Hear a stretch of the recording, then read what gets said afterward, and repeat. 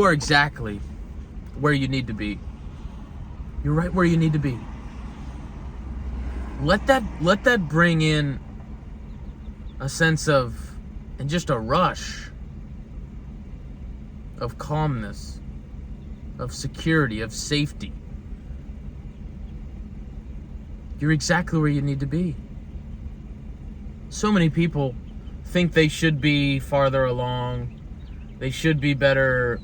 They should have a better relationship. They should be farther along financially.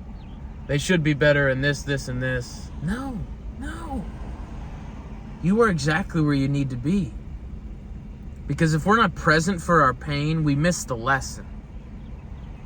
Okay, and if we're constantly focused on the past, we miss the lesson. If we're worried about imaginary scenarios that might or may not happen in the future, we miss the lesson. We want to be present. We want to be present as present as possible during our pain, during your seasons, during your season of where you feel like you're broken, you feel like you're lost. Okay? Maybe you got your heart broken, or maybe your job fired you, or maybe you got the eviction notice from the apartment. Okay, maybe things aren't just going your way. You don't really know what the hell's going on. You got 30 extra pounds on you. You're constantly watching porn, escaping reality. Okay, you can't stop taking the Vyvanse because you feel like you need it. You're exactly where you need to be. You're exactly where you need to be. People may be telling you, people may be this, that, and the other. You're exactly where you need to be. Don't rush things. Don't rush things. I think back to, one of the best relationship I've ever had. It recently came to an end. But I just send love. I send love to that person. And I think back to what made it so good. I didn't rush. I didn't rush things. I was so at peace with who I was becoming that it just seemed natural. And this is where I want you guys to draw upon moments in your life where you were just at peace and you were in the moment. Things just happened. Things came to you. And this is why I'm such an advocate of, building ourselves up and doing the work and, working out and being disciplined and going to the gym and reading the books and, practicing gratitude, is because when we're at this high state of vibration and when we're operating from a frequency of love, gratitude, enlightenment, joy, bro, we just attract things that are in alignment with that. And that could be a relationship, that could be a business partnership, that could be a lot of things. But so often we try to rush things, and I think back like, man, what made that relationship so good was I didn't rush anything. I was so present, and it seemed effortless. Like, there was no hiccups, there was none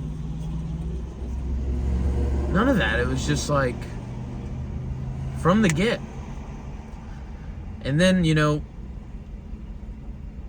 that's when the real work sets in. And I think the biggest blessing from anything that happens in your life, realize that it's not happening to you.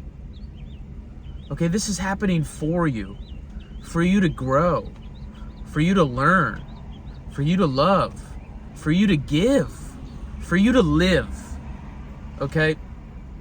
And that's why if you're in the present moment, and if you're willing, if you have the courage to sit in the moment,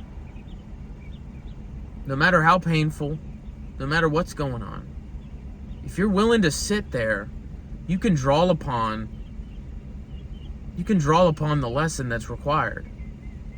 Okay, you can finally adhere to listen and take, what you were meant to learn during that moment.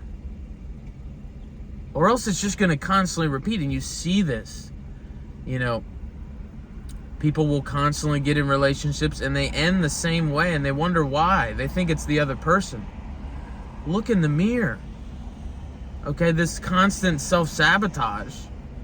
And it really stems from we don't want to take responsibility. And I get it, responsibility is scary. Responsibility is definitely not sexy. Responsibility is definitely, can seem like, other people should do it. But, man, the more responsibility we take, the more control we have over our lives. It's when we give our power away and we blame other people, we blame society, we blame the government, we blame all these external things. We're just giving our power away. Okay, what we want to do is bring it back to the present, bring it back to, what can I do? What can I control? The serenity prayer. Okay, grant me the serenity to know the difference between what I can and cannot control. Focus on what you can control. Okay, your diet, your wake-up time, how many times you're working out.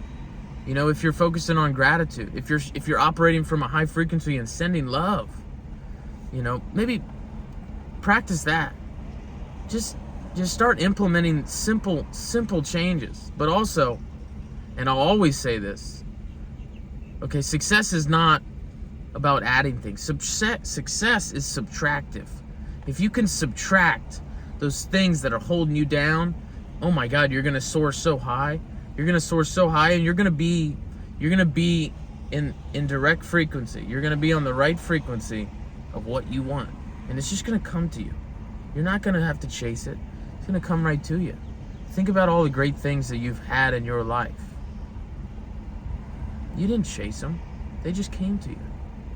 They came to you because you were in congruence with it.